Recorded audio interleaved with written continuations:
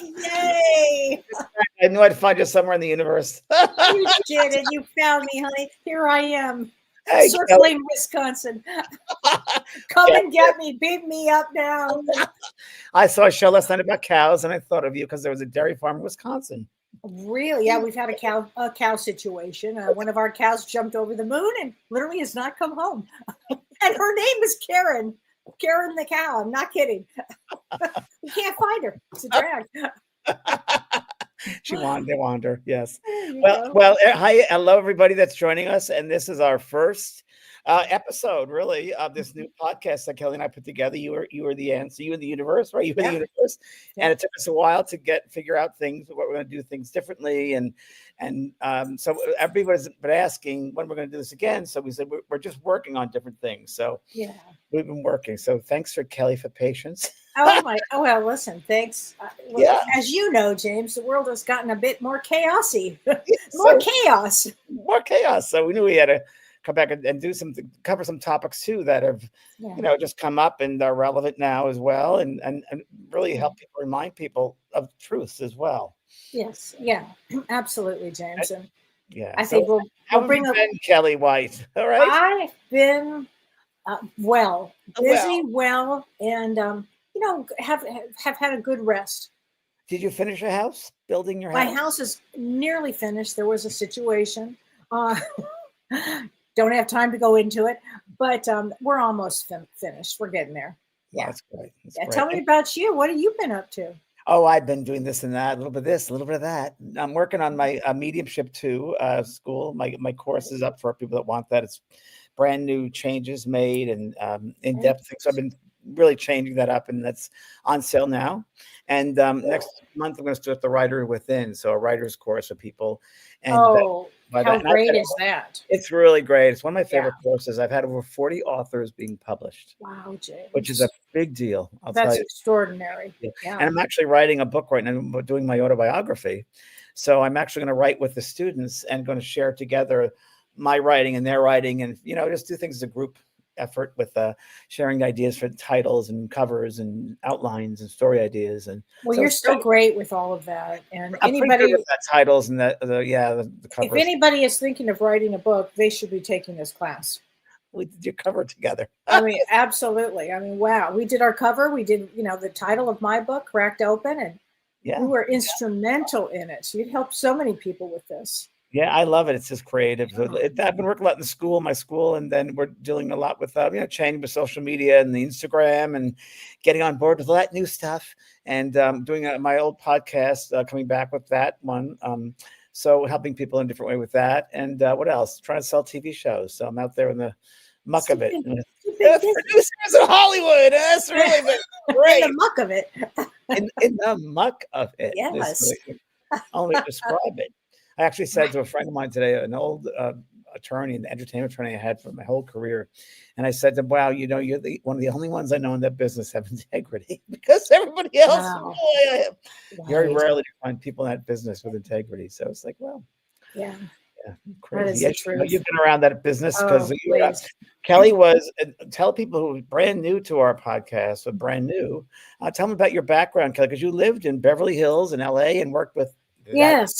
Yes, I indeed. My background is my mother was a psychologist and known as the Shriek to the Stars, and my father was big in the music industry, and as my husband is, and so I come from that background of knowing a lot of people and understanding how that energy works. And working with all those people. Work with many of those people that are now passing away. Have you noticed that? Yeah. Yes, a lot that tends to happen as we get older. But Kellee, and I met you how many years ago? Oh gosh, James! Well over 20 years ago. Yeah.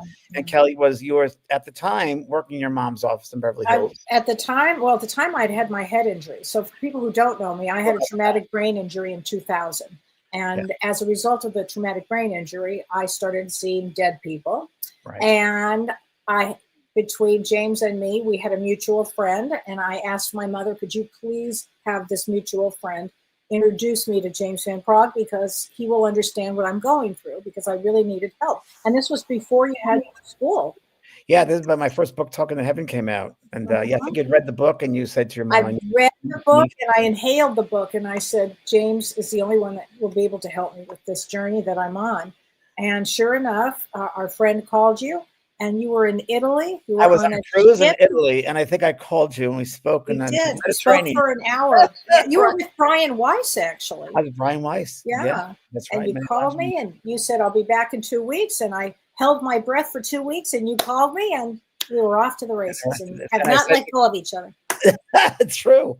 And I said to Kellee, whoa, I'm going to swivel here. I said to Kellee, you were studying to get your degree. Later, well, no, first I was a medium.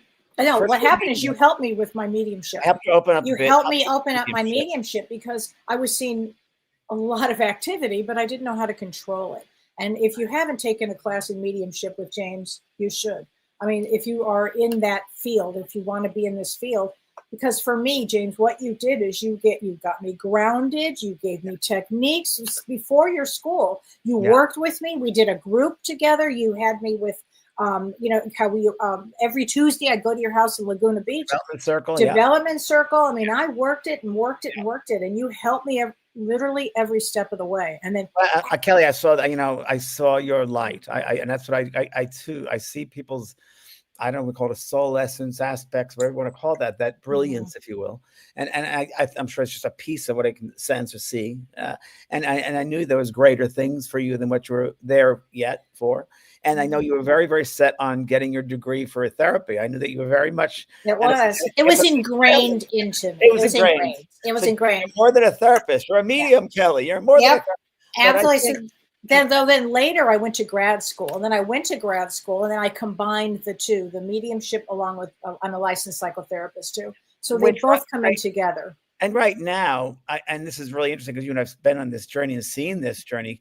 Kellee was really the first person I know, and I know a lot of what's going on out there in the not everything, but I know in the mediumship kind of world or spectrum, the people that say they're doing this and they're that, and Kellee was really the first therapist that combined mediumship and therapy, and I think that's really what in the Tonight Show is also about that, and because it's so interesting. When I first I was doing private readings back when I lived in LA, and I was doing readings, and I remember there was a lady who had a reading with me at 7:00 at night, and I remember when 7 to 8:30, and afterwards she said, you know, what 1 hour with you is like years of therapy, and I never forget that, and that's what you do. Yes, yes, yes. And James, that is the truth. That is the truth. Because a medium should be get right down to the nitty gritty. Right into, you know, the problem with the mother, the problem with the father, whatever it happened to be, forgiveness. You get right into that. There's not a moment to waste. You know. Yes, it's the word therapeutic. Yeah, it's very therapeutic. Yeah. Kellee, how does mediumship differ from regular therapy? Well, and I'll tell you, it's a great question. But if you think about it, I mean, you know, why blending psychotherapy and spirituality? Why does it really matter? And I'll tell you, James, that therapy, first of all, is a tool. Therapy is a tool. And you need on earth. Is that somebody calling us? I know I have notifications, and of course, I don't know how to turn them off. So I was like, okay, God, I'm listening. My notifications, but that is probably validation too. It's validation here. But from your mom, from my mom, who was a therapist.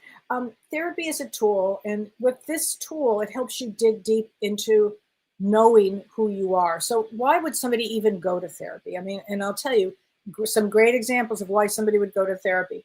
You might go through a divorce. You might go through some breakup. You may have lost a loved one. Somebody may say something and it really upsets you. So somehow you end up going to therapy. That's usually what happens. There's usually some trigger point of why somebody goes to therapy. And so in therapy, you have, if you're working with a good therapist, you have the ability to have these like aha moments. So you start to slowly learn about yourself. And that's really important. And then what happens is, and this is where the spirituality comes in, James, is that when you look at, let's say there was a problem with the father was abusive, and you've really learned all about yourself and you're starting to feel good. Then comes the spirituality of things that are very important and deeper, which is forgiveness, compassion, empathy, kindness. That's where the spirituality road comes in. And when you combine the wisdom of learning, or the learning in therapy of what you're about. What are you about? Why do you make the choices you do? Who are you? Once you get there, then you go deep into the mediumship and to the spirituality of it.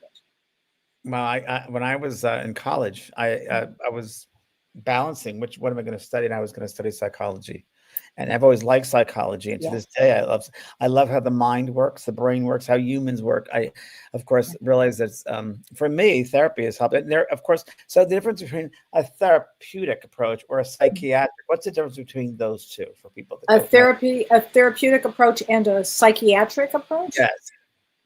Well, a psychiatric approach would be with a psychiatrist, if that's what you're thinking. Is that what you mean, a psychiatric? Yes, and a psychiatrist would probe the way. Well, a psychiatrist, it used to be, you'd sit in a chair or, lie down on a couch, and a psychiatrist would kind of halfway listen to what you were saying. But a psychiatrist now gives you medication. Things have changed a bit. So that's the difference between a psychotherapist. Like, a psychologist cannot give medication and a psychotherapist cannot give medication. But a psychiatrist, they're a medical doctor. So it's a different way of viewing things. It's a different paradigm, different approach. Yeah. But I think a really great approach is if we could have therapists understanding spirituality, understanding that people are, spirituality, James, in my mind, brings hope. It brings hope, doesn't it to you? Yeah, it just heals the wholeness of the person, the wholeness of our being. I think that's, and I know I was doing mediumship for so many years. Really what it's about is for me and from my understanding of what the experience I've had in those 40 years, it's not talking to dead people. That's a big part of it, of course. Right. That's a valuable part of it. But then it goes deeper in that once your client realizes there is no death, that they're a soul, that their loved one's a soul, and that essence never changes, that always going to be with them. And it forces them then to question their own self. What is a soul? Who am I? What is my experience in this world I'm living in here? Oh, how am I treating that person? What's the difference between that family member and that family member, or that best friend, or that partner? And I think that's where, I don't know, for mediumship, for me, it's gone into that deeper understanding. And therapy does that as well. Therapy goes deeper into the understanding of the being. It can go that far. It can. Yeah, that's true. It can. And once somebody if they allow themselves, right? If they allow themselves, but sometimes what will happen is the therapist might, not have the depth themselves to go into this piece, the next piece of it. Well, I think it's really important, That's really true. Because a therapist could say something like, well, you really don't believe in, mediums, or you really don't believe in, what I mean? And it's really not about that, as you said. I mean, that piece of it is important, but that's not the entirety. And the entirety is so much deeper. The work that we do is so much deeper than just these messages that people can receive are life-changing. Life-changing, changes lives, no doubt. I love therapy. I've gone when it's needed, and I've helped a lot of people with therapy as far as advising them to go to certain therapists or bringing them to a therapist or so forth. And I've paid for therapy for people. And I've gone to therapists. I've gone to probably 3 different therapists in my lifetime, mostly when I was married.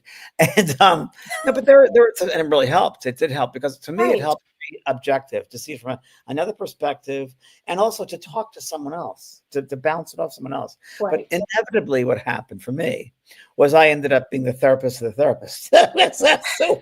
And that's what happens. And yeah, you betcha. Oh yeah. Well, my mom, she was your biggest fan. My mom and she was very psychic. Every time I see Lou, I say, "Oh, you're so psychic," and she was so psychic. It runs in your family, right? Runs in my family for sure. I said runs in your family.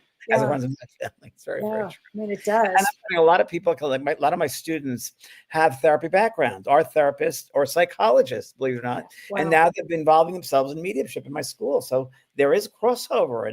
I think it's starting to slowly be. I love to see the crossover because I think it's so important, because especially when you're dealing with situations of abuse or trauma, or where forgiveness needs to come in at some point after you work through a lot of things. In fact, frankly, having compassion for yourself is really important. That's number one. It's number one, right? It really is. It's loving yourself. I mean, that's the number one lesson I've learned for everybody I work with, for all my students, for myself. It's first, you got to know yourself. To their own self be true. and you got to forgive yourself. And most people Mhm. on this earth, they don't. And it's like, no. Remember, you're here. You've made it here. I remember I heard a saying once that 1 in 11 souls make it down here. Because of all those 11 Really? on, and that we should really be honored that we chose to come down here in this school and to learn these things and expand ourselves.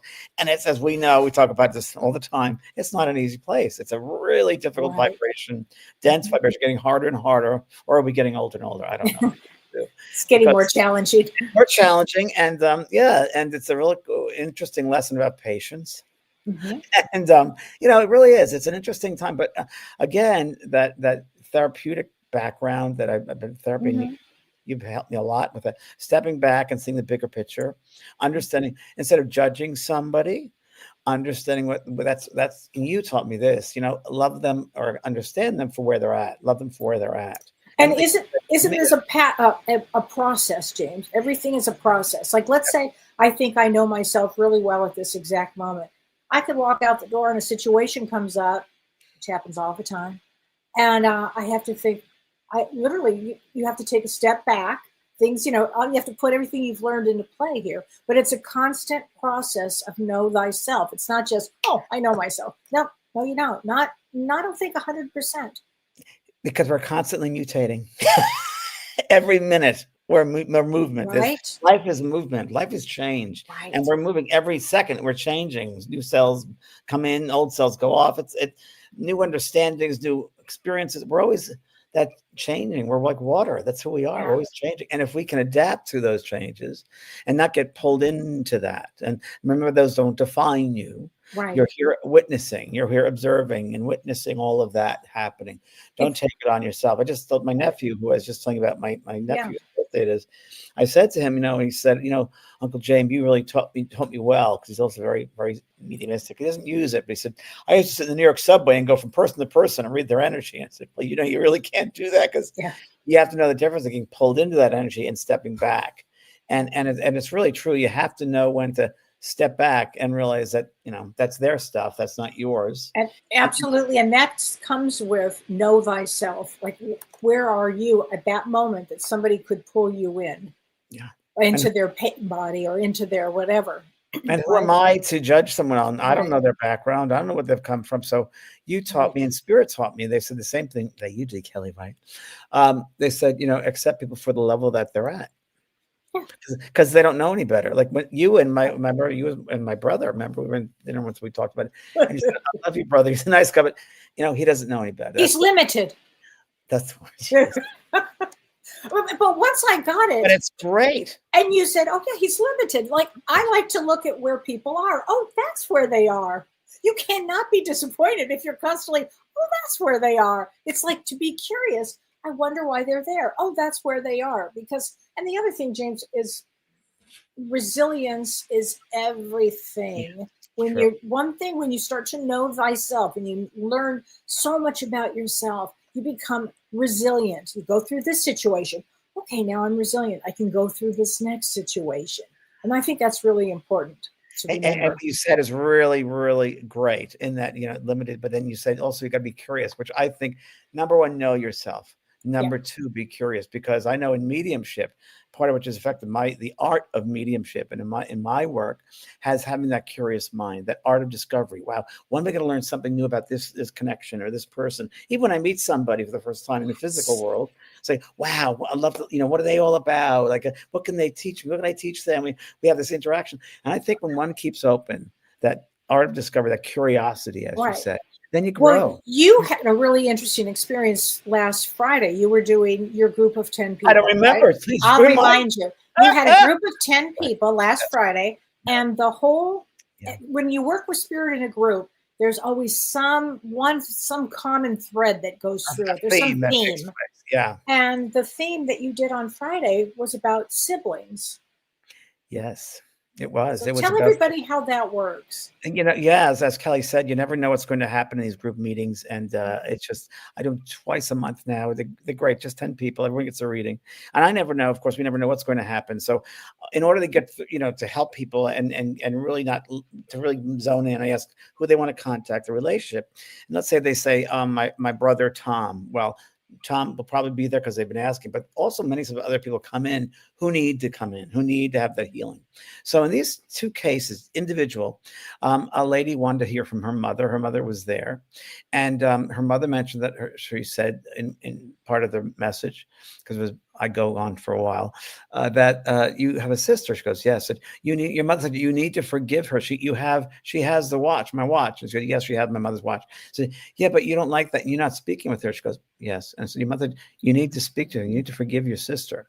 Goes, So I had to work a whole thing about forgiveness. And then 3 people later, the exact same thing. A mother came through, and it said to her, this woman said, you have siblings. You have 2 siblings or 3 siblings. Goes, yes. You're one of 3. Yes. And you have a sister. Yes. And you're not speaking with her. Yes. Because of my possessions. Yes. So it was exactly pretty close to the other. And I got to say, it was that lessons about siblings and forgiveness and understanding what's important, what's not, and forgiveness. And, the spirit world knows that. They set these things up before they have the readings. Totally set this up. And it's a setup.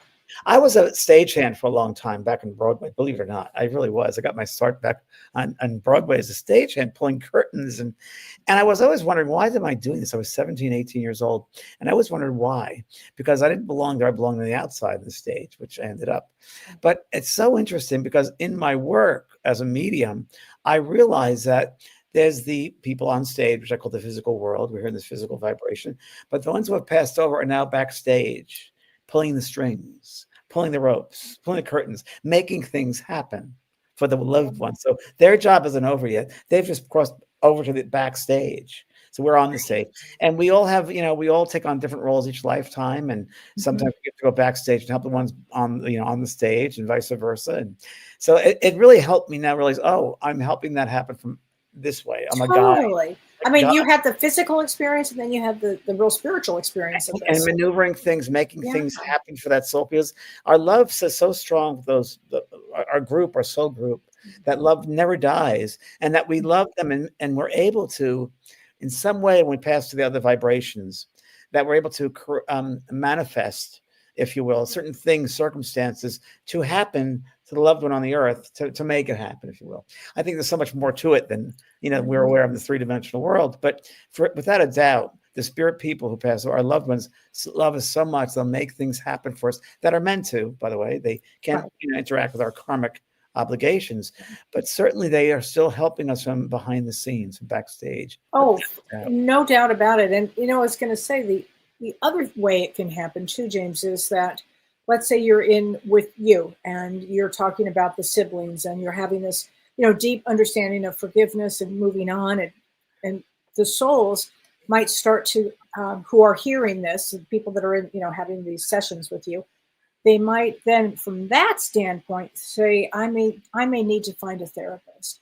I may need, because I'm in a lot of pain from this. I may need to go in that direction now. So it can go in this direction or this direction, but I really feel they are helping with the healing process, whether it starts with a medium, whether it starts with a therapist. Somehow those doors start to open when you allow that to happen. When you say, I need some help. The moment you say, I need some help, if you don't think they're there helping you, think again. They're always there helping us, James. Yeah, because it's so interesting that we're here to find ourselves. And sometimes it takes tragedy, trauma, grief, experiences to help us and not get stuck in those spaces. Sometimes we need a little outside help to push out, to look at a different perspective and understand what we're going through. And it doesn't define us, right? It's an experience that our souls are going through.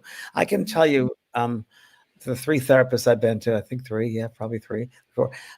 It's so interesting because when I'm with them, I don't read them, obviously, but I'm very aware of energies. And I can tell everybody that room is full of spirit people whose job it is to help not only the therapist have a clear view, but also the loved one, the person sitting there, their team is there.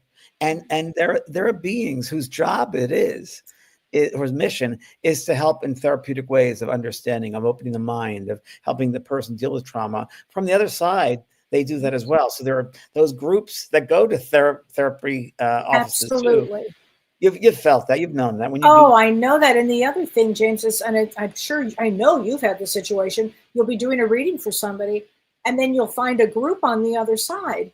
And the group is actually a therapy group going on with perhaps the loved ones, the husbands, the wives, the partners of the ones that are sitting in front of us for a reading. It's kind of interesting to see that. Really true. Right? It's really interesting. Yeah, very, very much so. Very, very much so. And I've been through, some demonstrations where, thousands of people in the audience, and someone gets a reading about, let's say, suicide.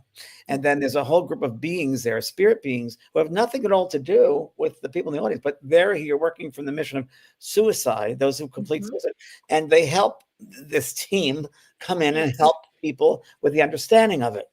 And I've seen that, whether it's suicide, whether it's PTSD, whether, whatever it might be, there were groups of beings whose job it is, a mission, as they come together to help those in this earth plane, to influence the mind, if you will, to open them up. So yeah, we never do it alone. Well, never alone. But it's interesting that you said suicide, because as a therapist and you're working with somebody who has lost from a suicide situation, it's a real tough one. It's a really hard one, because there's forgiveness and trauma and all of these things. But that is there's where so much stuff on it, Kellee. There's so much stuff on it. But that's where spirituality is everything in that moment. Do you know? That's true. It's so true. I'll never forget when you talk about suicide, complete suicide, which I always say to people, I don't know what it's about, because maybe that soul had to go through their experience, and everybody in their soul had to go through experience. So let's not put it down right away, because I don't know if that's right.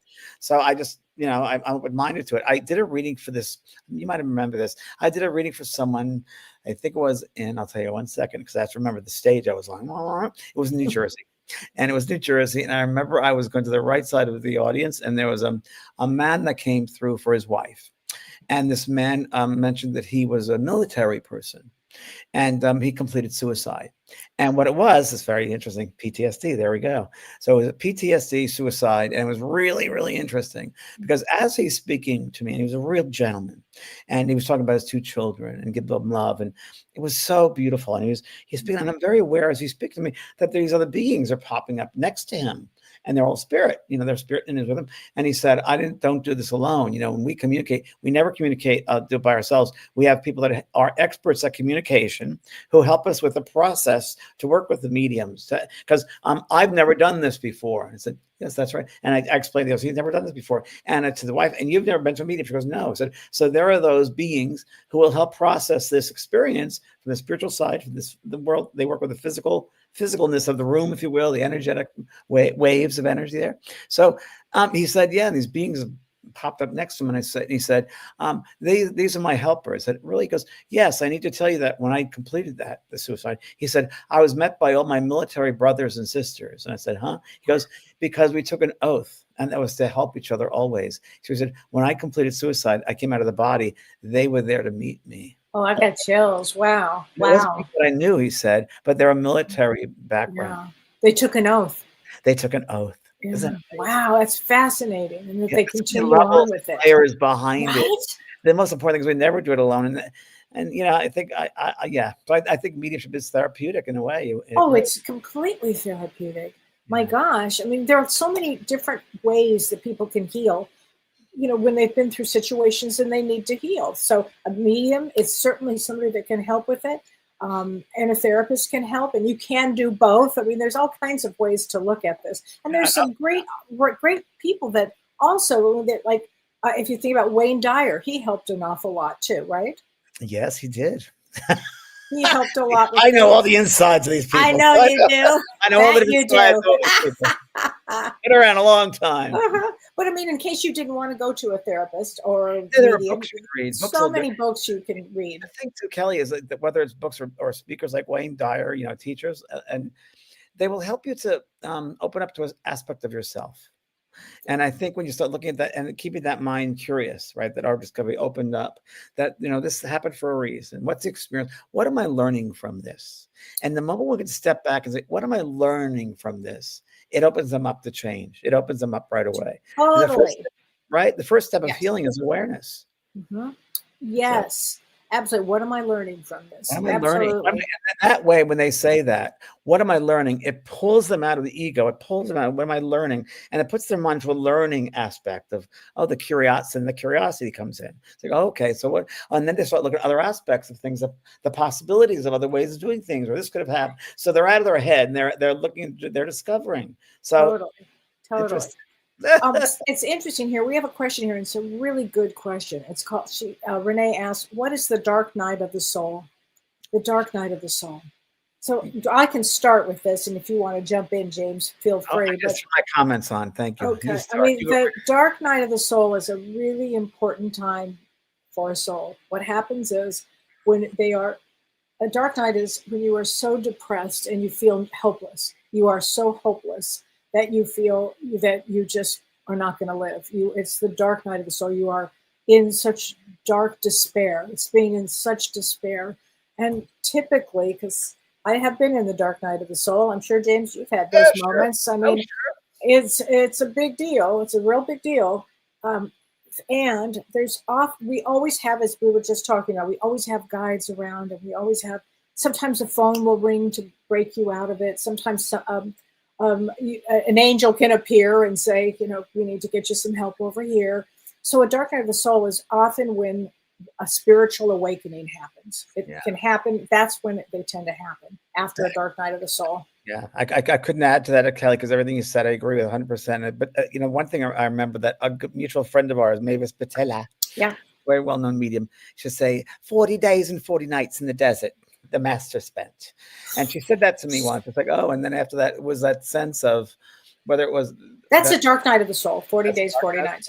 Absolutely. We all got to go through that dark night, that those parts of ourselves, or part of that experience of feeling alone, feeling desperate, feeling depressed, feeling there's nothing going to happen, because we call it the dark, that like you just described it. But then how can you appreciate the light if you haven't had the dark, you see? Absolutely. And what happens is that's an important moment, really important moment, because it tends to wake people up.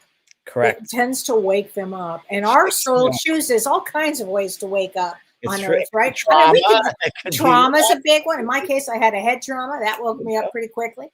Well, not that quick, but quick enough. Well, it did, though, right? It sure did. It sure did. It goes on that analogy, which I love using, which is, and we talk about all the time, that there are a lot of sleepwalkers on this earth. And most people sleepwalking, but sometimes it takes an experience to wake them up and say, wait a minute. They trip, like, wait a minute. And if you can do that, everybody, without having a trauma, that'd be great, best for you. Right. And it doesn't have to be for 40 days. It's just, but it can be. Let's say you are an addict. It could go, if you're an addict, and this could take whatever it takes to get out of that energy of the addition. Great one, Kellee. Right? That's where we come back to this earth to deal with addictions. And that's, I say a lot of people, I know it's in my family as well, the addictions. And people have a hard time getting out of that addiction. Whether it's also, it could be religion as well. It could be anything. It could be religion. Control anything. You're right. It controls the mind. Something that controls you. That's it. It's very true. Yeah. That is true. And for addictions, let's talk about this for a minute. As a medium, when you're working with somebody who's got addictions, or when somebody comes to you and they've lost somebody from addiction. Yeah. And what happens to the soul on the other side when they've lost somebody to addiction? Wow. So for the soul's point of view, you're talking about? So what different experiences, because everyone's different, right? Different, and people are into the addiction. Sometimes I brought through, some hundreds of people that thousands, James. Overdoses are very different than somebody that has an accidental overdose. Right. Taking extra sleeping pills, whatever it might be, it's very different. The soul never dies, everybody. And what happens is the mind, they wake up. So everyone has a different experience. So it's hard to say, but some wake up in like a hospital clinic type, like a therapeutic, and they not sure what's going on, then their loved ones come to get them and help them. There are many people that I've worked with who are awake right away in a garden. There are many people that I've worked with who, when they say they passed over, other addicts who died that same way come to rescue them, because they know the mindset that the person's going to be in. There's a lot of times where they can't forgive themselves. There's a whole team that comes to help them forgive themselves. Then there's a whole team that goes to the mother and the parents and say, you have to, inspire them about forgiveness and healing and so forth. And so many things happen at so many levels. So, yeah, it's interesting. It's an interesting one because sometimes the addiction is so strong that sometimes they still feel like they have it on the other side. Well, oh yeah. Remember that time I did a reading and it was for Jeff, the sister of Jeff Conaway. Do you remember Jeff Conaway? Who was Jeff Conaway, the actor I worked with backstage in Greece? Yes, that's right. Remember, and Jeff came through. They all come back some way. Jeff and I were good friends at that time. Actually, he was a sweet guy, but talk about a lot of addictions. He had a lot of addictions, but he was. He came to me and he showed me a white hospital. He showed me everything that was going on in there. I wasn't really allowed to be inside of it. I had to he came out and he told me what was going on and he showed it to me. And it was really a beautiful experience to see, to have. I remember that with Dr. Drew when we were on his show. That's right. And I had a message for him. Oh, that's right. I forgot. That was during Halloween, actually. That was a Halloween show on Dr. Drew Love Line. That's right. We did that. Oh, my God. Yes, of course. Don remembers that. And so, also I found that those who pass away with addictions many times will indeed help others then right away. That one of their first jobs or missions is to help others on the earth who have that, whom they might try to help them with the addiction, influence, inspiring them from the spirit levels to help it just stop. So that happens as well. It's so much interaction. I mean, if people realized it, it's the busyness of things moving back and forth between the spiritual levels and the physical levels. Yeah. It's very interesting. And the mind, the mind is so important that any addictions that you have, whether it's, it could be work related. It could be, a control freak. It could be a workaholic. It could be whatever it might be, a codependency. It might be chemicals, whatever it is. You really want to end that while you're still in the physical world because you don't want to bring that addiction, that behavior, if you will, to the other side because that other side is really a mental vibration. So your thoughts are things. And you don't want to have your thoughts always think about that drug, the drink, the behavior thing, the control thing, because that seems very real. It isn't physical, but it's mental. And it's a very mental world. You don't want to pass over with that same state of mind, I guess you would call it. That's so true. The state of mind is that. I love that term, state of mind, because when you pass to the other side, that mental vibration, you'll be in that state of mind that you left the physical world with. Right, so true. Hey, James, I have to answer this question. It was for me. It was in my book. Carlene says you mentioned that your grandmother had been a Jehovah's Witness. It's true. I have a really interesting background. You certainly do. Read the book, everyone. I read it called Cracked Open. My father was Jewish. My mother was Southern Baptist, and her mother was a Jehovah's Witness. Yes, that's true. So the question is, did she ever come through to me? Carlene, I'm going to tell you the wildest story. And James, I don't even think I shared this with you. Before my mother died, I said, Mom, I had this dream about your mother, who had been a Jehovah's Witness. She told me the wildest thing. She said she's studying psychology now because she woke up. She woke up on the other side. Yeah. She passed away as a Jehovah's Witness. And but she came to me. This was, I will tell you, 30 years later, literally, she came to me. So I knew that she was studying psychology. She had made a lot of, she'd done some damage on Earth. Yeah. It's sad that what we do in God's name, mind control. But you know what? She did teach me something really important. She taught me the Lord's Prayer. And do you know, I say that every day when I do my meditation. I wake up in the morning, I let the dogs out, I say the Lord's Prayer, and I get into my meditation, and I thank my grandmother for that. There you go. I don't know if I've ever said that out loud before. See the goodness that she left behind? She left me something really important, actually. And that goodness energy touches everybody every day that you do readings with, you interact with. That you change that frequency. So that frequency is shared with everybody you work with every day. Thanks, Grandma. Thanks, Grandma. You're right. It's true. It's so true. And also, somebody was writing about taking responsibility for your own actions. I think it's really important. It's a good one. It's a real good one, and it's a hard one to do. But I talked about this, Kellee. I think on our last show together, or one of our times together, one of the last podcasts we did was about life review while you're still alive. And it's really, really important. I just did a TED talk about that. And it was really doing a life review while you're still here, because once you see, like you just said, you grab the damage that we cause with the choices that we make. We get to the other side. We see our whole life. We see a life review of all the things we did, we didn't do, and we have to forgive ourselves. And why don't we do it here while still in the physical body and look back at our lives? I'm doing it right now, writing my book. I'm telling you right now, it's a right. It's the best therapy, right? Great. I mean, I said to my friends, I'm right now in chapter 3, and I'm coming down the steps. I'm looking over at the squirrel that's called the acorn going up the tree. And my friend said, how do you remember that? And I said, I go back into my mind, and that's what comes in. And that's amazing. And it's a life review. And I'm very aware. And you probably are too. I'm very aware that because I write about this in my book, and I was very aware from the very early age, like 18 months. In my book, I talk about being in the crib, and I was very aware of things that happened when I was in that. And I was very aware that I was here this wasn't my home, and I was only here temporary, but I was very aware of what I thought, and words were really powerful. I knew that innately. I knew that from very young being. I just knew that, and it worked out. As I get older, of course, I came into that. But I always felt like a loner. I always felt isolated. I always felt like I didn't belong here. And, I think everybody that's sensitive, empaths, they feel that. That sense of, I'm not aware. I'm not belonging with everybody. Thank God I don't belong. Oh, James. I thank God for you that you took this mission. I mean, I can't fathom doing this. I can't fathom a world without you. I just can't even fathom it. Back at you, Kellee. It's just to have the insights and the awareness to be awake. Yeah.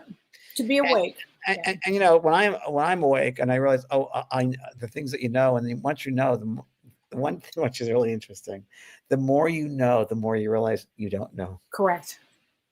So true. So true. Keeps very humble. And I think that humble is everything here, actually. Here's a question. This is a good question too, and you're going to love this one. Okay. So Sherry says, somebody told me that I'm the only one that can pull myself out of a depression. What do you think? Oh, I think that's very true. Very true. I think that people can guide you to ways and methods, but you yourself have to pick up. That's where the therapy might come in very handy, because you're looking at, as Eckhart Tolle says, the pain body. We love depression. that. I love that. When you pointed that out to me. The pain body. People like to live in their pain body. They like to live in their pain body. Now, and it might be because their childhood, they never got the notoriety. Exactly. Maybe they weren't allowed to express themselves. Maybe a lot of things have caused depression. I mean, the world is a tough place. But you can pull yourself out of it by looking at the tools. You can do it. You can do it, Sherry. You can do it. I just heard in my head. It's so weird. I just heard in my head. Remember, a frown is a smile upside down. Oh, yeah. Remember that? I do. I just heard that in my head. A frown is a smile upside down. Well, and it could start with have compassion for what you've been through. Yeah. It's a big one. We've all been depressed. We've all gone through major depression. Oh, please. Please. Please. Especially when you're sensitive and empath. Exactly, right? So start having compassion for what you've been through, and that leaves a door open to healing. Yeah. And a big part also being a sensitive empath, if I just go back to that, because it's you got to recognize when you're living someone else's energy, not your energy. The depression, the darkness might be you're picking up someone else's stuff. We're all like radios, and we get frequencies, the signals, inputs and outputs. We have incoming programs and outgoing programs. And sometimes not knowing it, we pick up someone else's stuff. It's like, and we make it our own. And it's like, oh, why am I suddenly feeling this way or seeing things way? And it's not like you got to send it out. And remember, you are love. You are love. Fear is only relative to this 3-dimensional world, nowhere else. Right. Well, you always say there's fear or love. Choose love. Fear or love. Fear is a false ego appearing real, right? And love. This is another one I got today, Kellee. Okay. A good one. Yeah.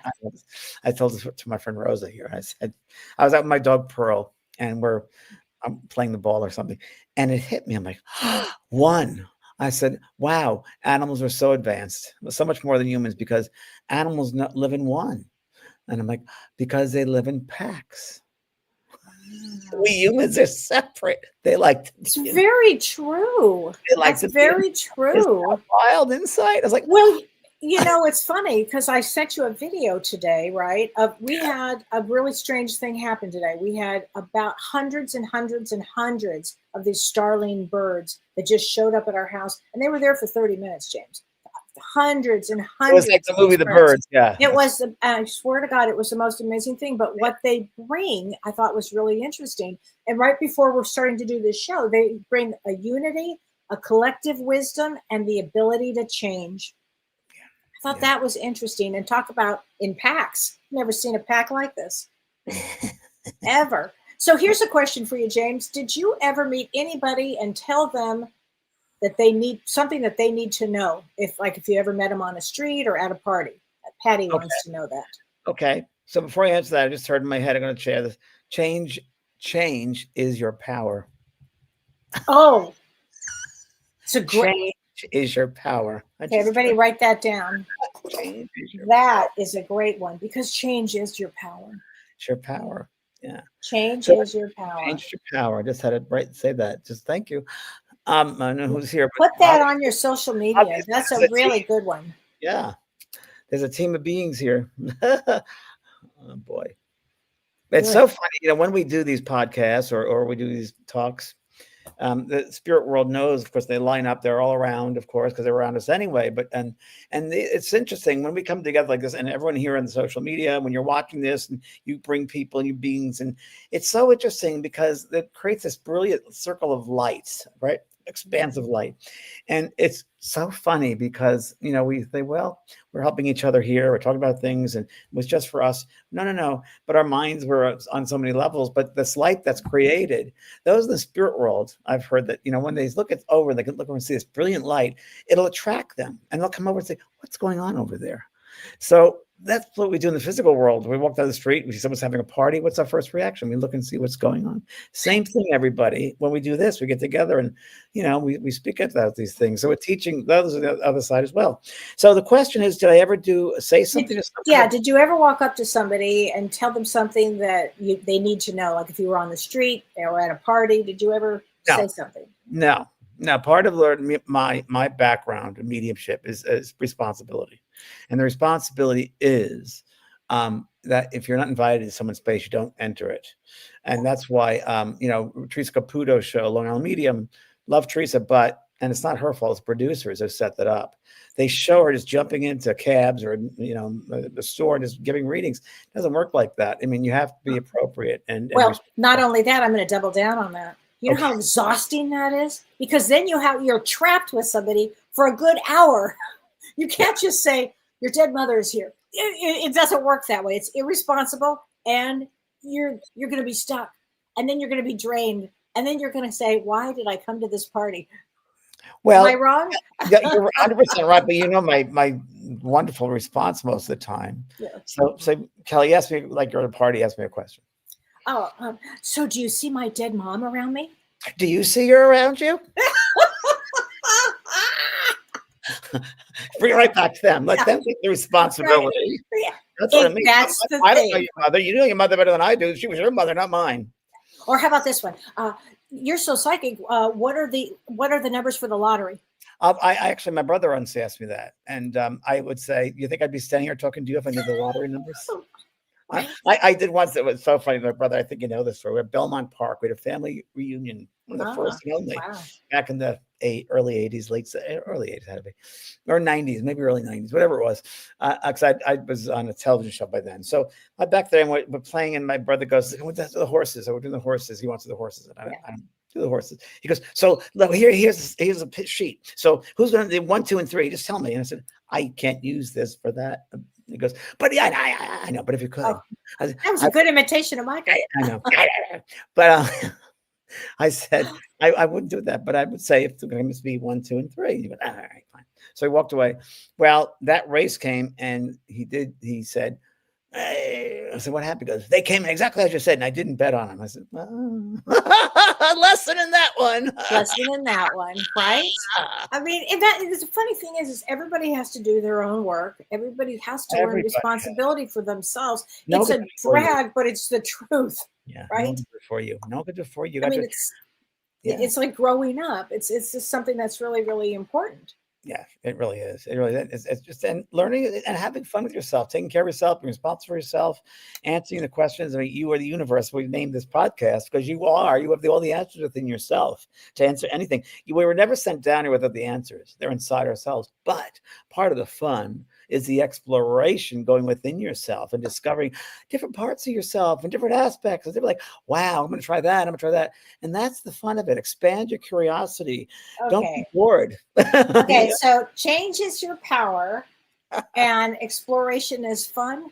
Learning about thyself is fun. So, in other words, you're making this a fun event. Activity. I mean, we're so amusing. I mean, we're so funny, all of us. You really are. It is every true. one of us has a fun side, an amusement side. We got to stay in amusement and joy because joy is part of the journey. Right. And, it is. It's everything here. When you get to the other side, and it comes, Kellee and I do this all the time. We do these readings, and Spirit will come through. Why didn't I do better? Why didn't I live like my love and love instead of fear? Oh my God, if I had a chance to do it over again, like, oh, enough. So I try to teach people, as does Kellee, that you know what? You are the responsible one, and do the best you can. Don't beat yourself up. Enough people out there in the world do it for you. Don't do it for yourself, So and enjoy yourself. Have fun. Don't take it all so seriously, folks. You really shouldn't take it so seriously. We do laugh an awful lot. None of us are going to survive this earth. I'm telling you, here to tell you that. And if you want a good one, as Kelly's told me last week, watch the Jane Goodall documentary. Oh my God. Did you see it, James? Oh, I saw it twice. And I've turned a lot of people onto it. And Did you cry? Oh, yes. Many times. End? Yeah. At the end with the chimp and the mother and Mr. Gray is going to meet her. And I'm not going to imagine her and her mother and the chimps coming together. And right. What a wonderful humanitarian, but a wonderful advanced soul. Yeah. I thought to myself, here's my Virgo analytical. Well, she was in Aries. It's a big in Aries. And I thought, well, it's going to learn Aries lessons. But like, no, not necessarily. It brought her that calmness, and that's. And she was a leader. Brought her a leader. She was a leader, a humanitarian leader. Yeah. So yeah. I should watch that. It's a great one. It's on Netflix. It's on Netflix. It was a great one. Yeah, I love that one. Well, Kellee, this has been a complete therapeutic time for me. So thank you very much. Oh, you're so welcome. Thank you, everybody, for well. Tell me, what do you have going on? So you've got Mediumship 2. That's really a big thing right now. Mediumship 2 is on my school, which is the JVP School of Mystical Arts, or vanpraagh.com. Go on either way, and then the Writers Course. And those are the two that I'm really working at. I'm going to work with all the individuals, Mediumship 2, and personal experiences with me and them. And it's great. So work on those. And at the end of October, I'm doing another spirit circle, like messages. And November, we have two. In November, I have 2 of them too. I've kept it at 10 people because people tend to like that. And everyone gets a reading, and it's fun. It's fun. And we learn from each other. I love doing it. I have one this Saturday I'm doing. Mine's called The Power of 10. And I have a couple of spots left if anybody wants to join us. It's this Saturday. And I love doing it because I never know what, is going to evolve, but it's always brings this amazing group together. And every group I've done is different. And I love working with groups. It's like a therapy session almost. One night, Kellee, you and I'll do we'll do readings together. Definitely. Definitely. Well, double links or separate links or both, or we'll see what happens because it's always fun. Well, first of all, working with you is it elevates my game. I love it. I absolutely love it. It's so fun. Oh my God. It's so much fun, James. I would love to do that. So we'll do that. And then next week we're together. Next Tuesday we're together. That's correct. And we've got some great topics, everybody. And somebody asked if we would do a Halloween show, and I think we are doing a Halloween show. We have to do a Halloween. We have to because we've done that every year for years. Got my hat ready to go. That's right. We had a couple of wacky costumes over the years. Oh, we did. We have had some wacky costumes. Yeah. We'll have to come up with some new ones, I think. Oh, take it over. Oh my God. But it's great to see you, and it's great to be back with you. And see everyone. And thank you, everyone. And I'll see you everybody Thursday. And then James, wait a minute, before we go, you're going to be doing soul care again. Soul care again. I'm coming back probably in a couple of weeks. November it'll start up. So we'll just get working on it right now. It's going to be I used to do soul care when the pandemic started because I used to do it every day. Every day you did it. You were so great. Yeah, to help people out of their fears. So this is going to be once a week, and it's going to be I think each week will be a different fear. I think that's a great idea. How to help with the different fear. That's a great idea to do. Yeah. So so we're working on that. You know, Oh my gosh. They say, how about a wizard hat for you, James? there you go. Yeah. I'll have to get him one. I think that's That's a great life. idea. That's life. All right, everybody. Take care. Thanks, All right, everybody. James. That was Kellee. great. Bye, everyone.